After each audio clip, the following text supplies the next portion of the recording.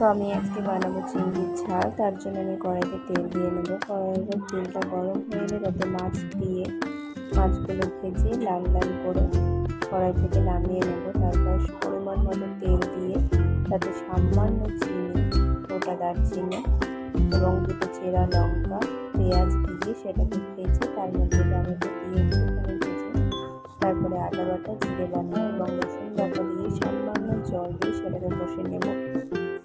তারপর কড়াইয়ে জল দিয়ে নাড়াচাড়া করে মাছ ভালোভাবে দেবো। তাতে আমি মাছগুলো ছেড়ে দেবো।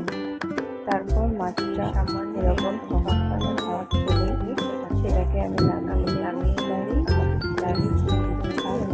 ভিডিওটা ভালো লাগবে লাইক